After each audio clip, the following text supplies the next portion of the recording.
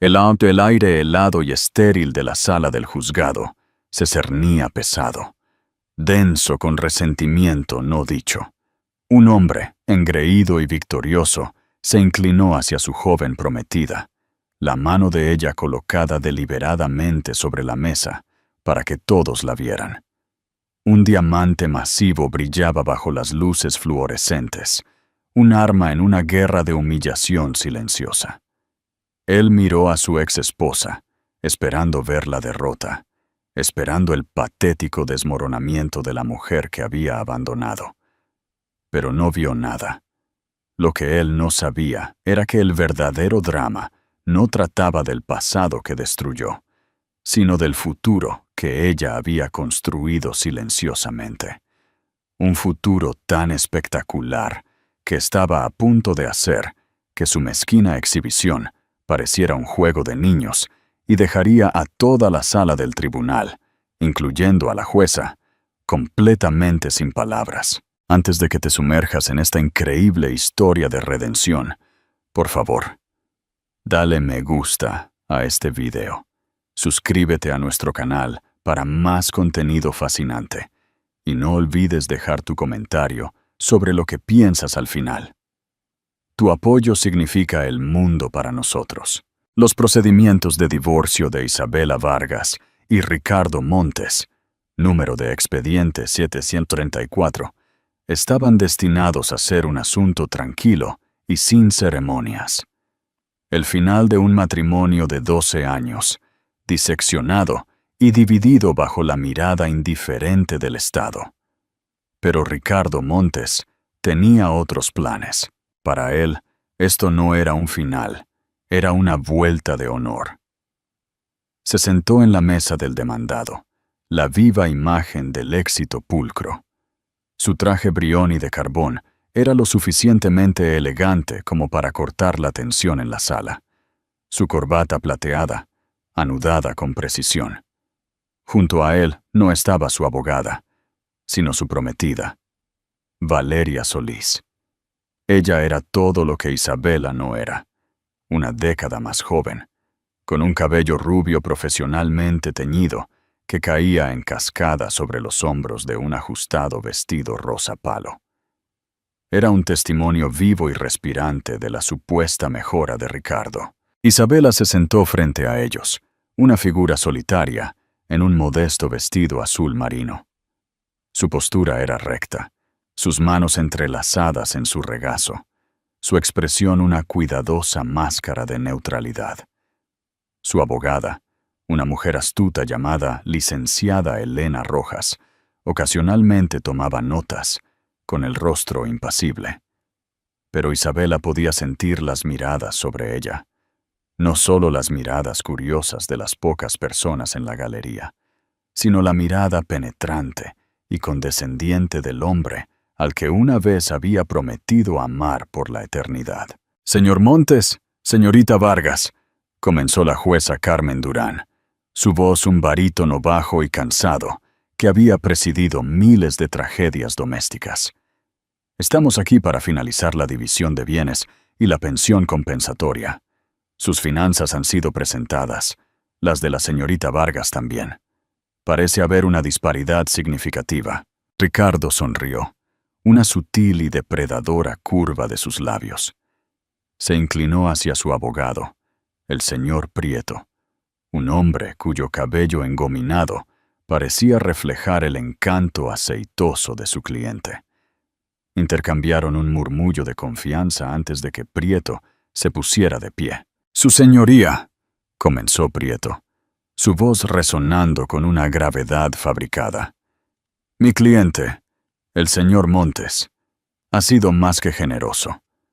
Ha accedido a dejar que la señorita Vargas conserve el sedán de 2018, sus efectos personales, y ha ofrecido una compensación única de 50.000 euros. Dado que la señorita Vargas no tiene hijos, ni hipoteca que mantener en el hogar conyugal que se está vendiendo, y francamente, ninguna perspectiva profesional significativa, creemos que esta es una oferta excepcionalmente justa». Cada palabra era un dardo cuidadosamente apuntado. Ninguna perspectiva profesional significativa. Era el estribillo favorito de Ricardo, el mantra que había usado para menospreciarla durante años. La mandíbula de Isabela se apretó de forma infinitesimal, el único signo externo de la tormenta que se gestaba dentro de ella. La jueza Durán miró por encima de sus gafas. 50.000 euros, después de un matrimonio de 12 años, donde la señorita Vargas fue la principal ama de casa, renunciando a su carrera para apoyar los proyectos empresariales del señor Montes. Un negocio que él construyó desde cero, su señoría, replicó Prieto con suavidad. La señorita Vargas disfrutó de un estilo de vida muy cómodo. Mi cliente cree que este acuerdo le proporcionará margen más que suficiente para ponerse de pie de nuevo. Fue entonces cuando Ricardo hizo su jugada. Era una pieza teatral, ensayada y cronometrada, para un impacto máximo. Extendió la mano y tomó la mano izquierda de Valeria, levantándola como si fuera un artefacto de valor incalculable. Besó sus nudillos, sus ojos fijos en Isabela. «Solo queremos que esto termine, su señoría», dijo Ricardo, su voz goteando falsa sinceridad, «para que mi prometida y yo podamos comenzar nuestra nueva vida juntos». En el volante, en el dedo de Valeria, un diamante destelló con un brillo agresivo. Era una piedra de corte brillante de 3 quilates, engastada en una banda de platino pavimentada con diamantes más pequeños. Era ruidoso, ostentoso e innegablemente caro. Gritaba, «¡Dinero nuevo! ¡Y mírame!». Valeria movió los dedos ligeramente, haciendo que la piedra captara la luz y esparciera pequeños arcoíris afilados sobre la madera pulida de la mesa. Una pequeña sonrisa de satisfacción se dibujó en sus labios. El mensaje era claro, entregado con la sutileza de un mazo. «He pasado página. Soy más rico, más feliz, y estoy con alguien más joven y hermosa. Te están pagando como a una empleada despedida». Un murmullo bajo recorrió la sala del juzgado. Incluso la máscara profesional de la jueza Durán pareció parpadear con un atisbo de disgusto ante la descarada exhibición. Miró a Isabela. Su expresión se suavizó con algo que parecía lástima. A ojos del tribunal, Isabela era la figura trágica clásica, la esposa descartada, dejada con las sobras, mientras su ex marido alardeaba de su nueva vida y nueva fortuna. Isabela sintió el calor de la humillación subir por su cuello. Podía sentir la satisfacción de Ricardo, una fuerza palpable al otro lado de la sala. Él quería que ella llorara, quería que gritara, que pareciera rota y derrotada. Sería la validación final de su decisión de dejarla, la prueba de que no era nada sin él. Tomó una respiración lenta y deliberada, sosteniendo la mirada de lástima de la jueza. No miró el anillo, no miró la cara engreída de Valeria. Miró solo a la jueza, una súplica silenciosa para ser vista como algo más que la víctima en esta obra cuidadosamente construida. La licenciada Rojas colocó una mano tranquilizadora en el brazo de Isabela por un momento antes de levantarse. «Su señoría, mi cliente aprecia la actuación del señor Montes. Sin embargo, su evaluación de su situación financiera está, por decirlo suavemente, desactualizada. Rechazamos su oferta. De hecho, retiraremos por completo nuestra solicitud de pensión compensatoria». La sala quedó en silencio. La sonrisa de Ricardo vaciló, reemplazada por un atisbo de confusión. El señor Prieto parpadeó, descolocado. ¿Por qué retiraría la solicitud? Era la única ventaja que tenía. La jueza Durán se inclinó. Su interés se avivó. ¿Con qué fundamentos, licenciada Rojas, la señorita Vargas ha recibido de repente una herencia? No una herencia, su señoría, dijo la licenciada Rojas, su voz clara y firme. Un cambio de circunstancias, uno muy significativo. Ricardo bufó audiblemente, una risa corta y ladrante. Un cambio de circunstancias. ¿Que finalmente vendió algunas de sus acuarelas en una feria de artesanía? El insulto quedó en el aire, goteando con una década de desprecio acumulado. Isabela cerró los ojos por un breve segundo, no por dolor, sino para centrarse. Cuando los abrió, la máscara de neutralidad había desaparecido. En su lugar había una calma tranquila e inquebrantable. La calma antes de la tormenta. ¿Alguna vez te has sentido subestimado o despreciado por alguien que te importaba? ¿Cómo reaccionaste? Comparte tu experiencia en los comentarios. Queremos saberlo. 12 años parecían una eternidad. Isabela conoció a Ricardo Montes no en una sala de juntas o en una gala, sino en una biblioteca universitaria. Ella era una estudiante de posgrado impulsada y apasionada, trabajando en su doctorado en Historia del Arte. Su especialidad era la procedencia del arte renacentista, un campo que requería investigación meticulosa, un ojo perspicaz y un profundo amor por las historias que los objetos podían contar. Él era un ambicioso estudiante de MBA, todo ángulos afilados y ambición más afilada, que le dijo que amaba su intelecto. Al principio, era embriagador. Ricardo era una fuerza de la naturaleza. Era encantador, decidido, y veía un mundo de oportunidades. Estaba comenzando una empresa de desarrollo inmobiliario y hablaba de construir un imperio. Isabela, perdida en el tranquilo y polvoriento mundo de los archivos y museos, fue arrastrada por su energía. Él la hizo sentir parte de su gran visión. «Eres demasiado inteligente para estar atrapada en una biblioteca, Isa», decía, usando el diminutivo que a ella no le gustaba. «Con tu ojo para el detalle y la estética podrías ayudarme. Podríamos construir esto juntos». Ella le creyó. Puso su doctorado en espera. «Solo por un año», se dijo, «para ayudarlo a lanzar su empresa, Montes Propiedades». Ayudó a diseñar los interiores de sus primeras casas de muestra. Su gusto era impecable, creando espacios que se sentían lujosos y vividos. Las casas se vendieron rápidamente y por un precio premium. Un año se convirtió en 2, luego 5. Su tesis acumulaba polvo en una caja en el ático. La empresa de Ricardo, creció. Y también su ego. Su papel pasó de ser una socia valorada a una asistente no remunerada y no reconocida.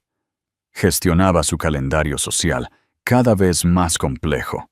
Organizaba cenas para posibles inversores y supervisaba las renovaciones de su propia y extensa casa en un suburbio rico de Madrid. El hombre que una vez había elogiado su intelecto ahora lo ridiculizaba abiertamente. ¿Historia del arte? Se reía en las cenas. Isabela iba a ser profesora. ¿Te imaginas discutiendo sobre quién pintó qué querubín hace 500 años? La salvé de una vida de pobreza y chaquetas de tweed. Los invitados se reían cortésmente, e Isabela sonreía una sonrisa tensa y practicada. Cada risa era un pequeño corte, desangrando su confianza gota a gota. Él llamaba a sus pasiones hobbies. Su deseo de terminar su carrera era un pequeño sueño lindo. Él era el arquitecto, no solo de edificios, sino de la hermosa y asfixiante jaula que había construido a su alrededor. El punto de inflexión no fue un único evento dramático, sino una lenta y aplastante comprensión. Se llegó a un punto crítico en su 10º aniversario. Ricardo lo había olvidado, pero al ser recordado por su secretaria, hizo que le entregaran un regalo en casa. Era un collar, una pesada cadena de oro, con un gran colgante de diamante genérico.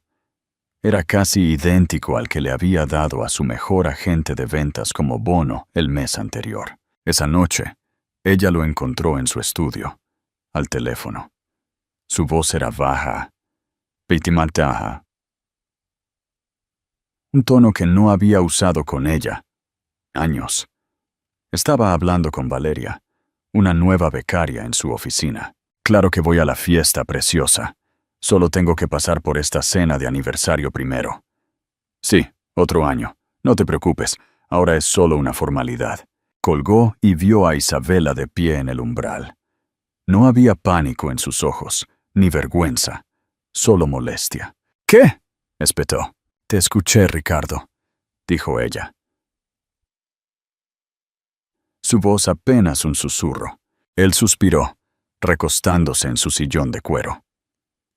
Mira, Isabela, seamos adultos. Las cosas no han funcionado desde hace mucho tiempo, lo sabes. Te has vuelto complaciente, no tienes ambición. ¿Qué haces todo el día? Llevo tu vida, replicó finalmente, las palabras saliendo de ella con dificultad. Gestiono esta casa, planifico los eventos que aseguran a tus inversores. Renuncié a toda mi carrera por ti. Él se rió. ¿Tu carrera rastreando cuadros viejos? Eso nunca iba a pagar las facturas. Te di todo. Esta casa, los coches, la ropa. Tienes una vida que otras mujeres matarían por tener. Y te quejas porque estás aburrida. Ese fue el momento en que el amor murió, reemplazado por una claridad fría y dura. Ella no era su pareja. Era un activo, y uno que se depreciaba. Él no la veía. Veía una partida en su balance personal. Ella se fue al día siguiente. No hizo un escándalo. Empacó 2 maletas.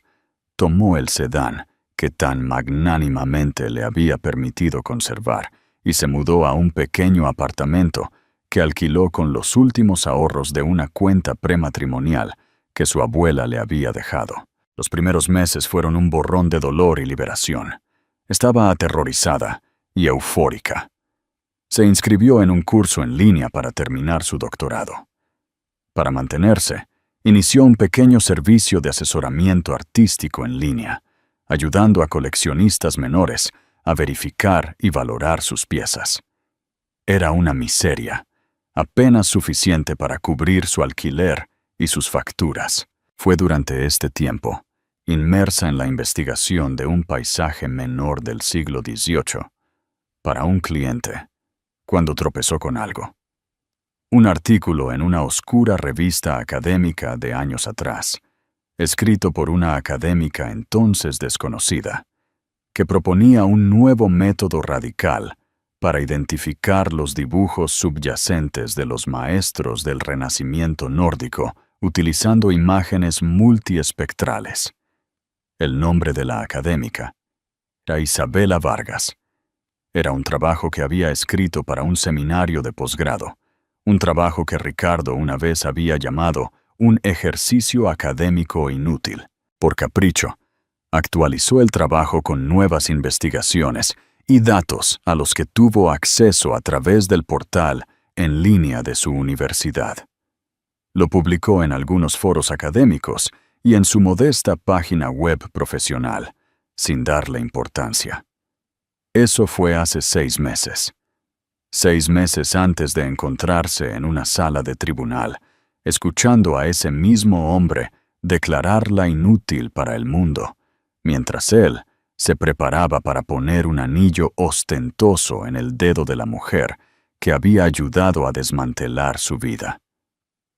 Él creía conocer su historia. Él creía haber escrito el capítulo final. No tenía idea de que ella había comenzado un libro completamente nuevo. De vuelta en la sala del tribunal, la jueza Durán se ajustó la toga, su mirada aguda y concentrada. Un cambio de circunstancias, licenciada Rojas.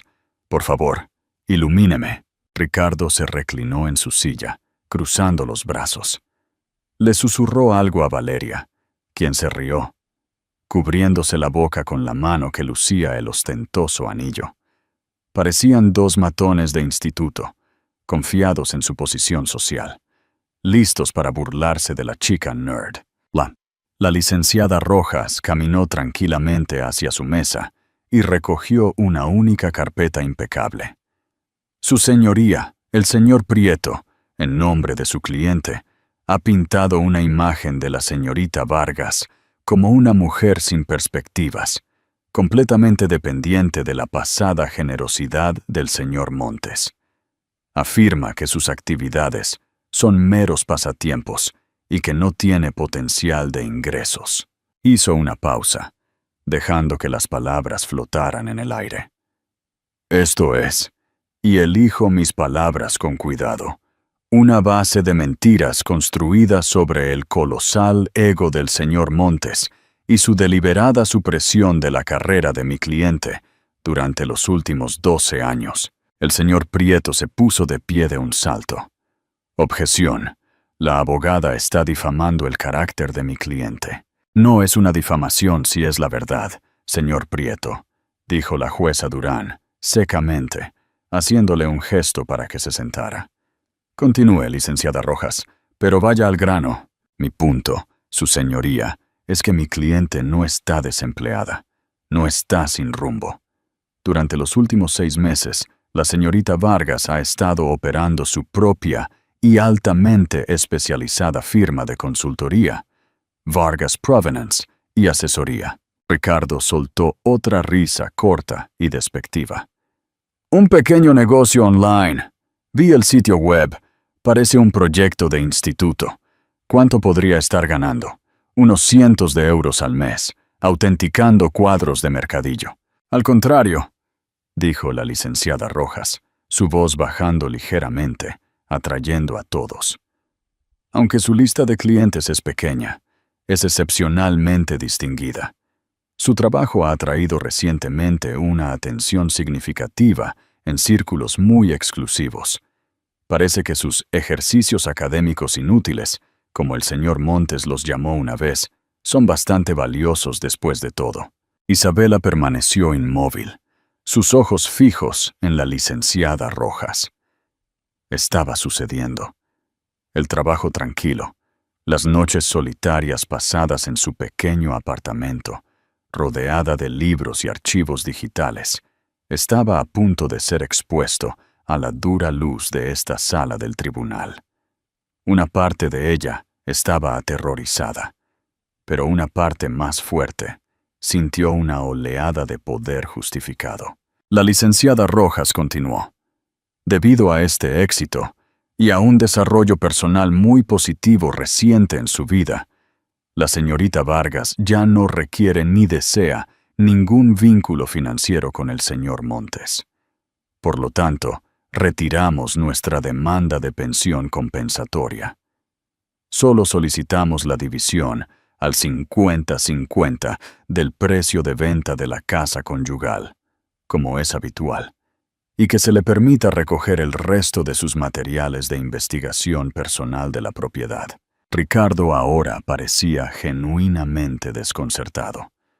Esto no iba según su guión. Había esperado una pelea, lágrimas, una súplica desesperada por más dinero. Ese era el papel que Isabela debía desempeñar. Su negativa a necesitarlo, su tranquila desestimación de su dinero, era más insultante que cualquier demanda. Socavaba la narrativa que había construido para sí mismo, aquella en la que él era el victorioso magnánimo, otorgando caridad al vencido. «¿Entonces eso es todo?», preguntó el señor Prieto, mirando sus notas confuso. «¿Simplemente retiras la pensión? ¿Después de tanto alboroto en la mediación?» «Las circunstancias cambian, señor Prieto», respondió la licenciada Rojas. La jueza Durán miró de la licenciada Rojas a Isabela, con un nuevo respeto surgiendo en sus ojos. «Esto es muy inusual, pero si la señorita Vargas es económicamente independiente y desea retirar la reclamación, el tribunal no se opondrá. ¿Hay algo más?» Ricardo no pudo soportarlo. Tenía que recuperar el control. Este espectáculo era para él, sobre él, e Isabela lo estaba arruinando con su tranquila dignidad. Su señoría, esto es ridículo, interrumpió, poniéndose de pie sin esperar a su abogado. Está tratando de hacérsela interesante. Es un intento patético de guardar las apariencias. No hay forma de que sea económicamente independiente. Pregúntele. Pídale que lo demuestre. Pregúntele cuál es este desarrollo positivo en su vida. Miró a Valeria, luego de nuevo a Isabela. Su voz goteando veneno. ¿Algún instituto de formación profesional le ofreció un trabajo de profesora? ¿O encontró a otro hombre del que parasitar? ¿Es eso? El señor Prieto intentó hacer que su cliente se sentara de nuevo, susurrando. «Ricardo». No. Pero el daño ya estaba hecho. La acusación quedó en el aire, fea y cruda. Los ojos de la jueza Durán se entrecerraron en finas líneas. «Señor Montes, siéntese y guarde silencio, o lo declararé en desacato. Esa fue una observación desagradable e innecesaria». Pero la pregunta ya estaba hecha, y la licenciada Rojas vio su oportunidad. Era la transición perfecta, servida en bandeja de plata por la propia arrogancia de Ricardo. Le hizo un pequeño e imperceptible asentimiento a Isabela. «En realidad, su señoría», dijo la licenciada Rojas, volviéndose hacia la jueza, «ya que el señor Montes está tan curioso acerca de la vida personal de mi cliente, quizás sea relevante. El desarrollo positivo al que me referí es, de hecho, personal. La señorita Vargas se comprometió recientemente». Una ola de sorpresa recorrió la sala. ¿Comprometida? Isabela Vargas, la mujer tranquila y sin gracia que Ricardo había desechado. El rostro de Ricardo era una máscara de incredulidad, que rápidamente se transformó en diversión. Se imaginó a algún profesor triste y solitario, o a un artista en apuros. Se inclinó hacia Valeria y susurró, lo suficientemente alto como para que las primeras filas escucharan, probablemente con su gato. Valeria soltó una risita aguda. Volvió a levantar su propia mano, admirando su diamante, como queriendo decir, «Ningún anillo podría competir con este». «¿Un compromiso?», repitió la jueza Durán, intrigada. «Enhorabuena, señorita Vargas». Isabela hizo un ligero y agradecido asentimiento. «Sí. Y es este compromiso el que solidifica su futuro financiero, haciendo que cualquier apoyo del señor Montes sea completamente redundante», afirmó la licenciada Rojas. «Oh, aquí vamos», murmuró Ricardo, poniendo los ojos en blanco. Encontró a otro tonto que le pague las facturas. La licenciada Rojas lo ignoró, con la mirada fija en la jueza.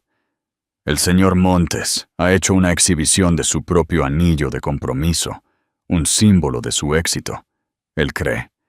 Quizás este sería un momento apropiado para que la señorita Vargas, le mostrara al tribunal el símbolo de su propio nuevo comienzo». Todos los ojos se volvieron hacia las manos de Isabela, que aún estaban recatadamente entrelazadas en su regazo.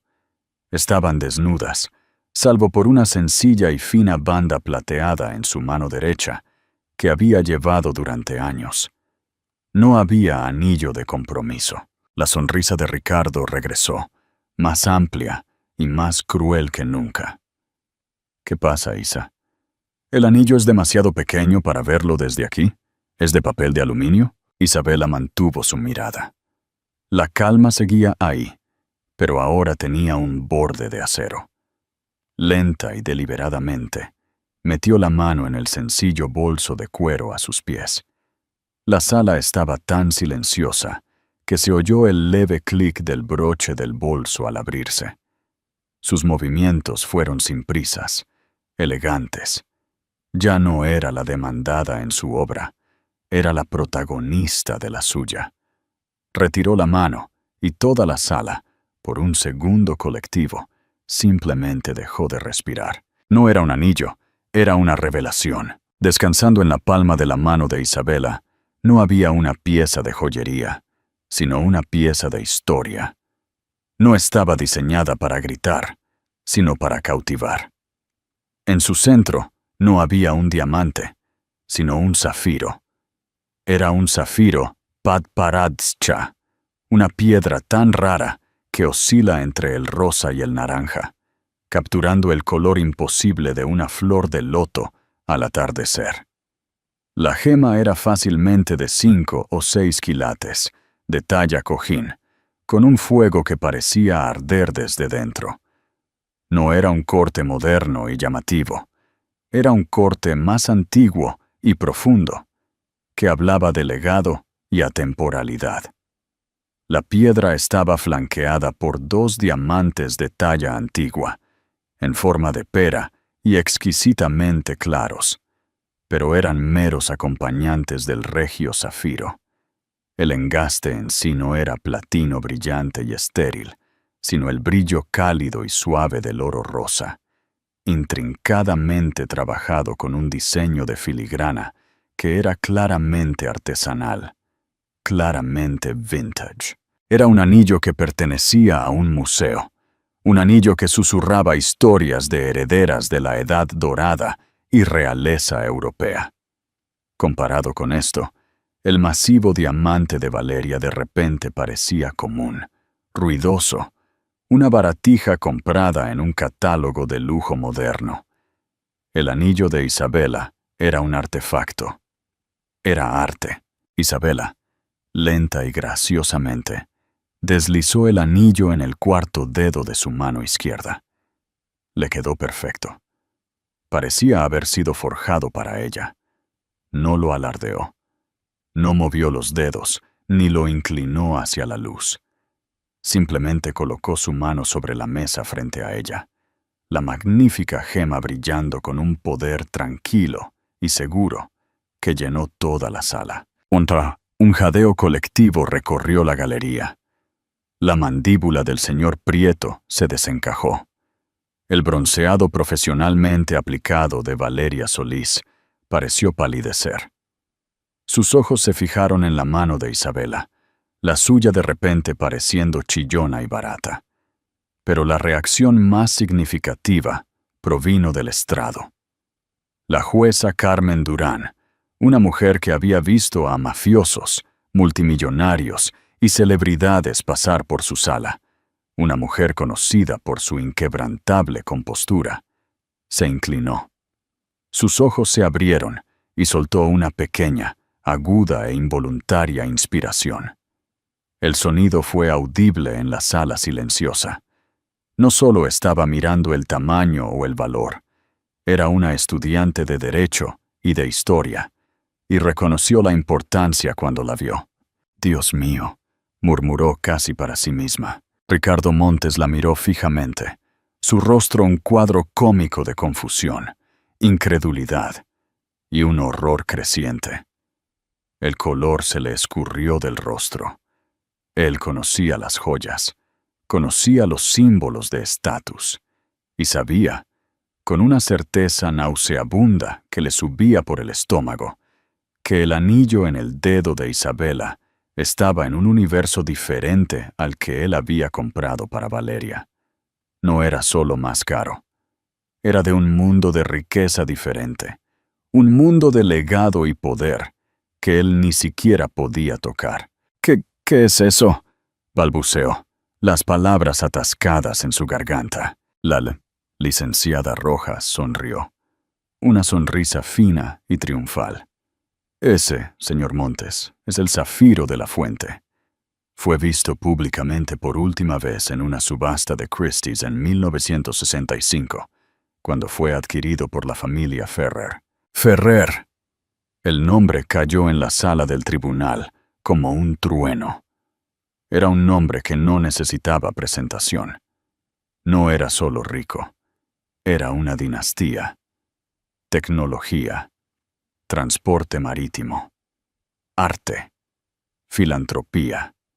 Los Ferrer eran notoriamente reservados, su riqueza tan vasta y antigua que era casi mítica.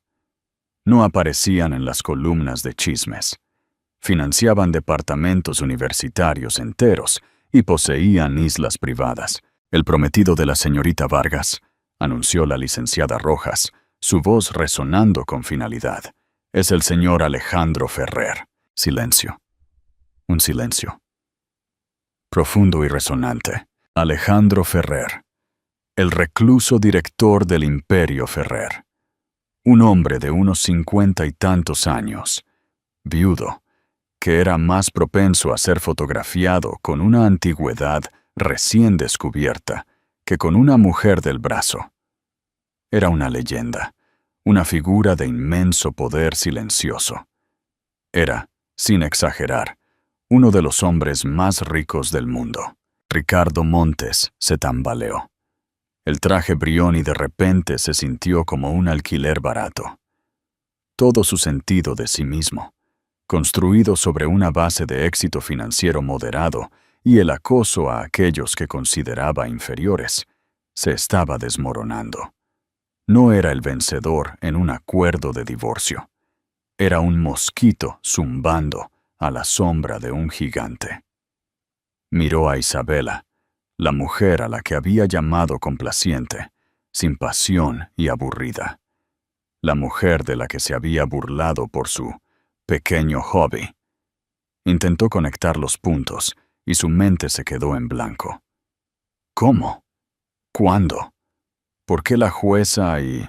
La jueza había recuperado la compostura, pero sus ojos seguían volviendo al anillo, y luego a Isabela, con una mirada de reevaluación total.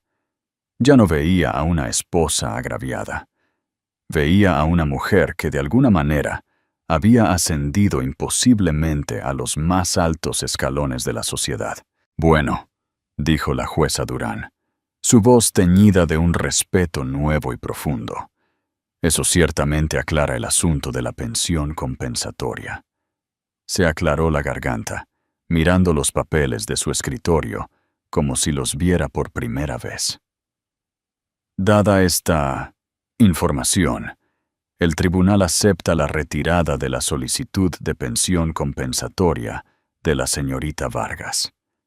El acuerdo se llevará a cabo basándose en la división estándar al 50% de los bienes conyugales acumulados durante el matrimonio, principalmente la venta de la casa. ¿Hay otros asuntos? El señor Prieto, aturdido, solo negó con la cabeza. Ricardo se hundió en su silla, con el rostro ceniciento. Miró a Valeria. El regocijo triunfante había desaparecido de su rostro, reemplazado por unos celos crudos y desnudos que eran feos de contemplar. Ella miraba el anillo de Isabela, luego el suyo, y el cálculo era evidente. Ella había atado su carro a un promotor inmobiliario regional, mientras que la esposa descartada había conseguido de alguna manera a un rey. Su diamante ya no se sentía como un trofeo, sino como un premio de consolación. La guerra había terminado. Ricardo había llegado a la sala del tribunal armado con un cañón, listo para aniquilar la dignidad de Isabela. No se había dado cuenta de que ella estaba a punto de llegar, con un arma de un poder tan devastador que dejaba obsoleto todo su arsenal sin disparar un solo tiro. Y lo más aterrador para él era que no tenía absolutamente ni idea de cómo lo había hecho. ¿Qué pensaría la gente de ti si supieran la verdad detrás de tus éxitos? A veces, las victorias más grandes son las que nadie esperaba. ¿Estás de acuerdo? Los procedimientos judiciales terminaron en un borrón de formalidades legales. El martillo cayó con un golpe sordo, disolviendo oficialmente el matrimonio de Vargas y Montes. Ricardo y Valeria prácticamente huyeron de la sala, su retirada despojada de toda la bravuconería anterior. No dijeron una palabra, el espacio entre ellos ahora lleno de las consecuencias tóxicas de los celos y el ego aplastado. Una vez que la sala se despejó, solo Isabela y la licenciada Rojas permanecieron, empacando sus maletines. La jueza Durán seguía en el estrado, revolviendo papeles, pero se detuvo y miró a Isabela. Señorita Vargas, dijo, su tono ya no solo profesional, sino teñido de genuina curiosidad. Para lo que valga, enhorabuena. Por todo. Gracias, su señoría, respondió Isabela, su voz suave pero firme. Era la primera vez que hablaba en casi una hora. Fuera del juzgado, el aire de Madrid se sentía fresco y limpio. El peso de los últimos 12 años, una carga que ni siquiera se había dado cuenta de que estaba llevando, pareció levantarse de sus hombros. «Estuviste brillante, licenciada Rojas», dijo Isabela, volviéndose hacia su abogada. «Solo presenté los hechos», sonrió la licenciada Rojas. «Tú hiciste todo el trabajo duro. La cara de Ricardo Montes es una imagen que atesoraré durante mucho tiempo». Un coche de lujo negro, elegante y discreto, se detuvo en la acera. El conductor, un hombre con una actitud tranquila y profesional, salió y le abrió la puerta trasera. Esto, también, estaba a un mundo de distancia de los llamativos deportivos que Ricardo prefería. Era sobrio, seguro y confiado. Cuando Isabela estaba a punto de subir, una voz ahogada por la rabia y la incredulidad la llamó por su nombre. «¡Isabela!». Ella se giró. Era Ricardo.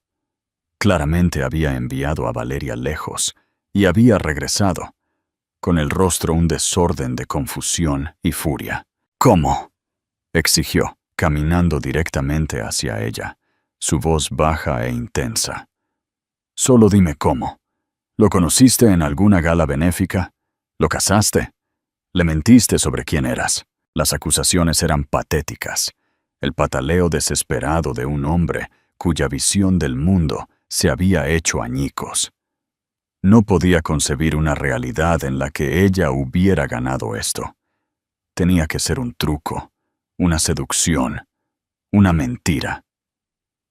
Isabela miró al hombre que una vez había amado. No sintió ira, ni odio. Por primera vez, sintió solo una profunda y genuina lástima. Estaba tan atrapado en su mundo de relaciones transaccionales y símbolos de estatus que no podía ver la verdad, incluso si estaba justo frente a él. «¿De verdad quieres saber, Ricardo?», preguntó ella, su voz tranquila. «Sí, merezco saberlo». «No, no mereces nada», lo corrigió ella suavemente. «Pero te lo diré de todos modos. No lo conocí en una fiesta. Nunca he estado en una de sus galas. Él me contactó». Ricardo la miró fijamente. «¿Te contactó? ¿Por qué?». «Él es un coleccionista. Ricardo, es su pasión privada. Él posee una de las colecciones privadas de arte renacentista más importantes del mundo. Y hace 6 meses estaba en una disputa con una importante casa de subastas sobre la atribución de un cuadro que planeaba adquirir, una pieza del taller de Jan van Eyck». Ella lo dejó asimilar. El rostro de Ricardo permaneció en blanco. El nombre no le significaba nada. Los expertos de la casa de subastas tenían una opinión, continuó Isabela. Alejandro tenía su propia teoría. Mientras su equipo investigaba, uno de sus jóvenes historiadores de arte encontró un trabajo en un oscuro foro académico. Un trabajo que proponía una nueva metodología para identificar los dibujos subyacentes utilizando imágenes multiespectrales, demostrando que ciertas pinceladas y pigmentos previamente atribuidos al maestro eran, de hecho, de su principal aprendiz.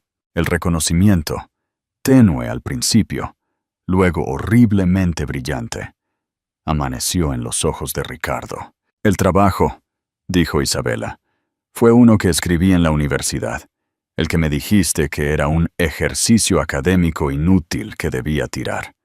Lo actualicé y lo publiqué en línea. Alejandro lo leyó. Dijo que era la pieza de erudición artística más brillante y original que había leído en 20 años. Voló a todo su equipo a su finca en Andalucía para una reunión, y me voló a mí con ellos». La boca de Ricardo se abrió y se cerró, pero no salió ningún sonido. Mi pequeño hobby, Ricardo, terminó ahorrándole a Alejandro Ferrer más de 40 millones de euros. La pintura era, de hecho, obra del aprendiz. Él quedó impresionado. Me contrató como consultora para la fundación privada de su familia para supervisar la autenticación de toda su colección. Me pagó un anticipo, que era más que el acuerdo que acabas de ofrecerme. Miró el magnífico anillo en su dedo. Pasamos los siguientes meses trabajando juntos, en archivos, en bóvedas de museos, en su biblioteca. Hablamos durante horas sobre arte, sobre historia, sobre libros. A él no le importaba lo que yo llevaba puesto o si conocía a la gente adecuada. Se enamoró de mi mente, la mente que tú tanto te esforzaste en convencerme de que no valía nada. Hizo una pausa, asestando el golpe final y silencioso. Este anillo, él no lo compró. Perteneció a su abuela. Dijo que estaba esperando a una mujer que entendiera que su mayor valor no estaba en los quilates, sino en su historia, en su procedencia. Procedencia. La pasión de su vida. La misma palabra la definía. Ricardo parecía completamente derrotado. Era peor de lo que jamás hubiera imaginado. Ella no había ganado la lotería. No había seducido a un hombre rico. Su éxito, su nueva vida, su increíble historia de amor. Todo nació de la misma esencia de ella que él había ridiculizado, menospreciado e intentado extinguir. No solo la había perdido, sino que había malinterpretado fundamentalmente su valor. Había desechado una obra maestra inestimable, porque era incapaz de ver más allá de su simple marco. Sin decir una palabra más, Isabela se giró y se deslizó en el coche que la esperaba. Mientras se alejaba de la acera, no miró hacia atrás.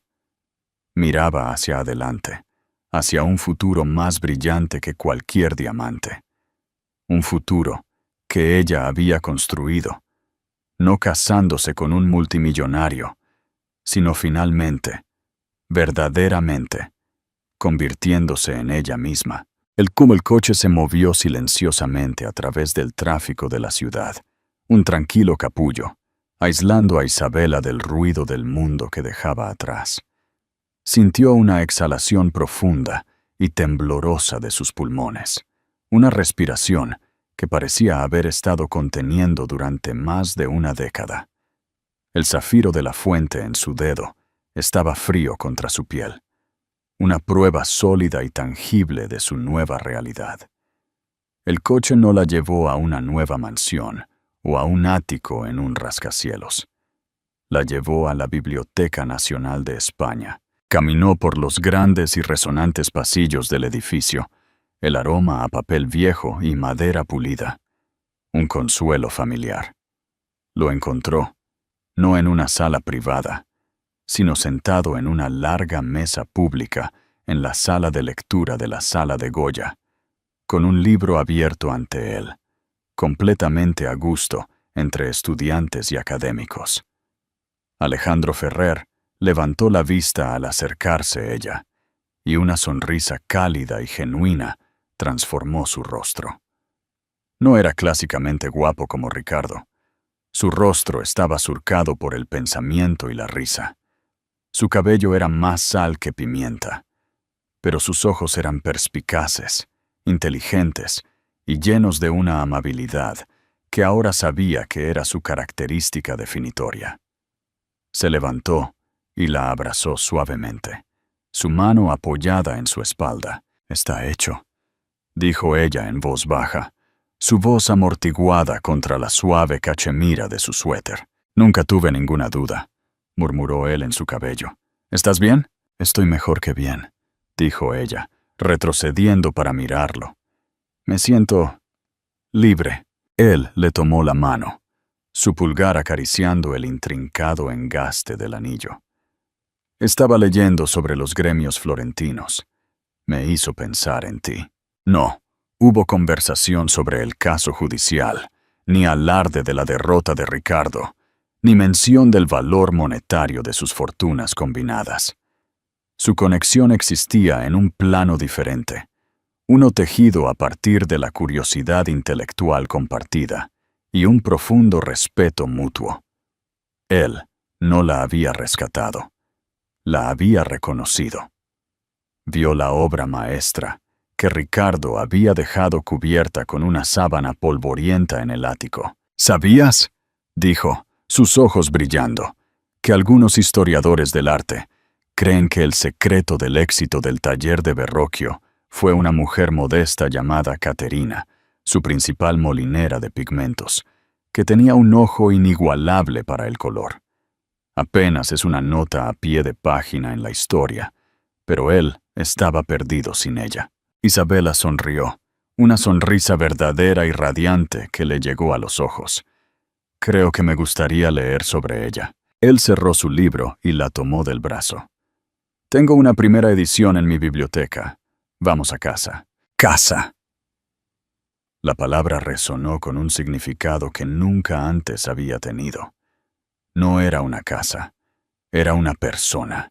Mientras tanto, a kilómetros de distancia, en un estéril apartamento blanco de un rascacielos que de repente se sentía pequeño y temporal, Ricardo Montes se sirvió un tercer vaso de whisky escocés caro. Valeria estaba al teléfono en la otra habitación, su voz un susurro agudo y frenético. Podía adivinar la conversación. Estaba hablando con su madre o su mejor amiga, quejándose, comparando, calculando. Los cimientos de su relación, su estatus superior, se habían vaporizado. Ahora todo lo que quedaba era un hombre al que ella veía como un segundo plato y una mujer que lo veía como un escalón que acababa de desmoronarse bajo ella. Él agitó el líquido ámbar en su vaso, el reflejo de las luces de la ciudad, distorsionándose y retorciéndose. Pensó en Isabela en la biblioteca, hace tantos años, su rostro iluminado por una lámpara de escritorio, su expresión de intensa concentración y alegría. Él había encontrado esa pasión aburrida. Había tratado de apagarla y reemplazarla con una pasión por su vida, su éxito. Había logrado alejarla, pero había fallado en destruir la cosa que no podía entender. Y al final, esa misma cosa se había convertido en la fuente de un poder y una felicidad tan inmensos que ni siquiera podía comprenderlo. Había pasado años tratando de demostrar que él era el premio, solo para darse cuenta, en una brutal y humillante tarde, de que había sido el tonto que no reconoció el verdadero valor. Había poseído una obra maestra y en su ignorancia la había tirado a la basura, sin darse cuenta nunca de su valor, hasta que la vio bellamente enmarcada colgando en la pared de un palacio. Y supo con una certeza que quemaba más que cualquier whisky que pasaría el resto de su vida, atormentado por el fantasma de ese arte inestimable e invisible. Pasaron 6 meses y las estaciones cambiaron. El frío amargo del juzgado de Madrid se desvaneció en un recuerdo, reemplazado por el verde suave y persistente de una primavera andaluza. Isabela se encontró en un mundo al que antes solo había accedido a través de los libros. La residencia principal de Alejandro no era un monumento a la riqueza moderna, sino una extensa hacienda andaluza en un paraje de piedra cálida, rosales y siglos de historia tranquila. Su alma era la biblioteca, una catedral de 2 pisos de madera y cuero, que albergaba miles de volúmenes y olía perpetuamente a cera de abejas y papel viejo. Este era su santuario, su oficina, su hogar. Estaban trabajando en una enorme mesa de roble, rodeados de manuscritos iluminados, cuidadosamente colocados sobre paños de terciopelo. Alejandro había decidido financiar y organizar una exposición pública, La mano del escriba, que mostraría la evolución de la caligrafía medieval. Y había insistido en que Isabela fuera acreditada no como consultora, sino como co-curadora de la exposición. «El sombreado en las capitales lombardas aquí», dijo Alejandro, señalando con un dedo enguantado un libro de horas del siglo XIV. «Es consistente con el trabajo que vimos en el Salterio de Gascuña, ¿no? La presión es idéntica». Isabela se inclinó, sus propios ojos ahora entrenados y seguros, escaneando el delicado pan de oro. «Lo es», confirmó. «Pero mira la preparación de la imprimación de yeso debajo. Es más gruesa, más apresurada. El artista de Gascuña era paciente. Este trabajaba contrarreloj». Alejandro sonrió con una mirada de puro y absoluto deleite. Era una mirada que ella había llegado a apreciar. Era la emoción del descubrimiento compartido. «Yo nunca habría visto eso. Tú ves la historia, Isabela. Yo solo veo el objeto». «Tú me enseñaste a mirar», replicó ella suavemente, colocando su mano sobre la suya. Esta era su vida ahora. Una asociación tranquila y profunda, construida sobre una fascinación intelectual mutua y un amor profundo y constante. Él le había dado acceso a un mundo de maravillas, pero lo que es más importante, le había dado la confianza y la plataforma para que su propia brillantez brillara. Ella ya no era un personaje secundario en la historia de otra persona. Su asistente, un joven educado llamado David, entró en la biblioteca sin hacer ruido y colocó una tableta en la esquina de la mesa. «Señor Ferrer, esto acaba de llegar para la señorita Vargas. Es de la oficina del vicerrector de la Universidad de Salamanca». La frente de Isabela se arrugó de confusión. Cogió la tableta. Era una carta formal. Una invitación. El Museo Ashmolean, en colaboración con la Facultad de Historia de la Universidad, organizaba su simposio anual sobre estudios del Renacimiento. Invitaban formalmente a la doctora Isabela Vargas a ser la oradora principal de este año. Citaban su trabajo innovador y transformador sobre la atribución del Renacimiento nórdico. La respiración se le atascó en la garganta. ¿Oradora principal? ¿En Salamanca? Era el tipo de honor reservado para los titanes de su campo, la culminación de una carrera de toda una vida. Alejandro leyó la carta por encima de su hombro, su brazo alrededor de ella. No dijo, «Estoy tan orgulloso de ti». Dijo, «Tienen suerte de tenerte. Vas a estar brillante».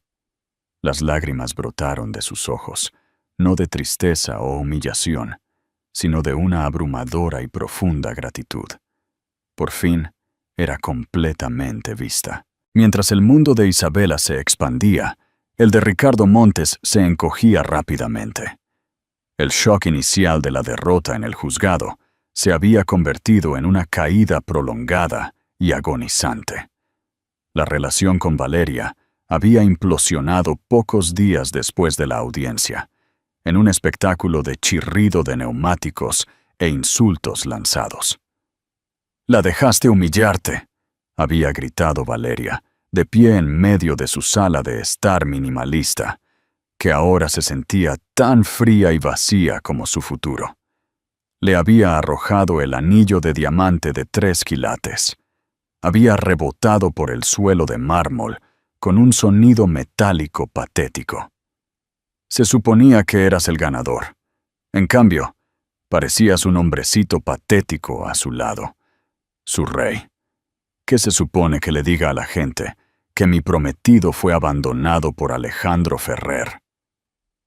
Su rabia no era por su dolor o su pérdida, era por su propio reflejo en el espejo roto de su estatus. Él vio con una claridad nauseabunda que ella nunca lo había amado. Había amado la idea de él, una idea que él mismo había fabricado con tanto cuidado. Cuando esa fabricación se hizo añicos por el zafiro de la fuente, también lo hizo su afecto. Ella se fue, llevando su indignación y sus ambiciones de encontrar una plataforma más grande y mejor. Las repercusiones sociales fueron rápidas, pero las consecuencias profesionales fueron una herida lenta y sangrante. El negocio de Ricardo se basaba en la percepción.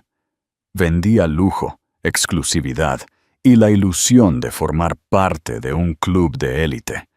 Esa ilusión era ahora un hazme reír. Los susurros lo seguían en los almuerzos de negocios. La historia, demasiado deliciosa para permanecer privada, se había filtrado. Él era el hombre que no reconoció que su esposa era brillante.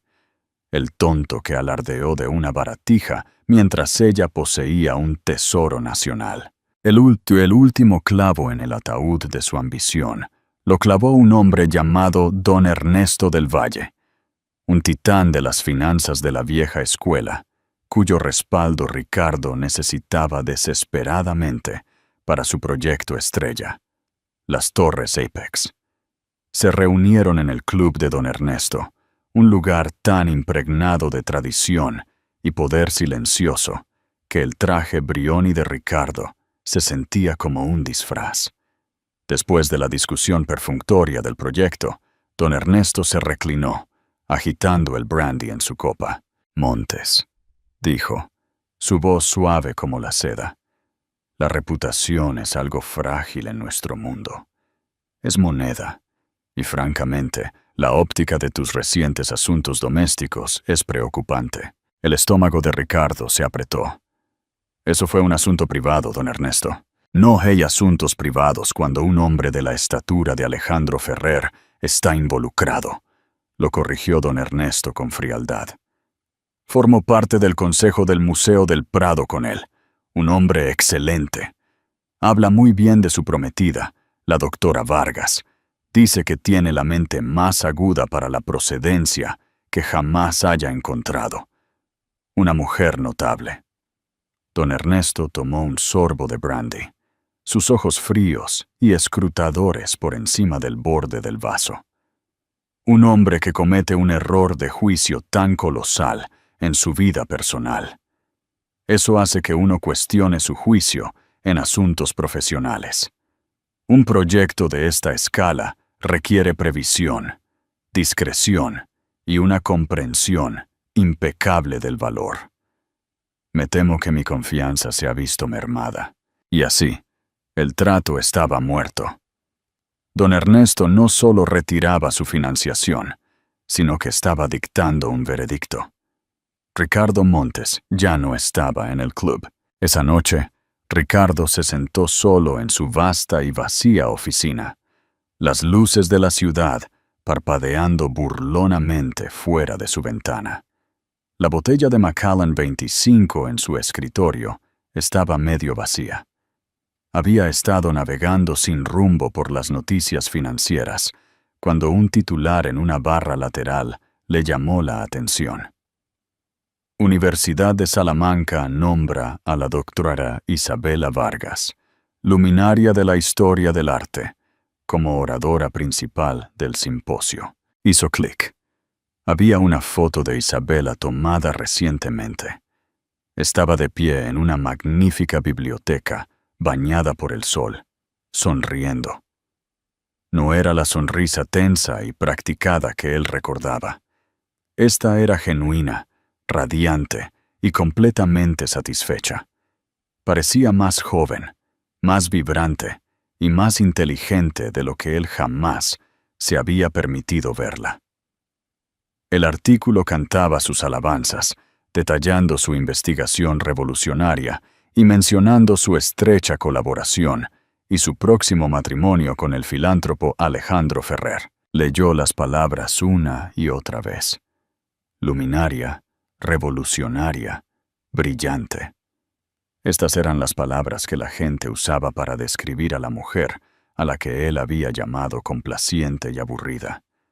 La mujer cuyo intelecto había intentado activamente sofocar bajo una montaña de tareas domésticas y obligaciones sociales. Una ola de náuseas, densa y amarga, le subió por la garganta. No se trataba solo del dinero que había perdido o de la prometida que lo había dejado. Era la aplastante y absoluta finalidad de su propia estupidez.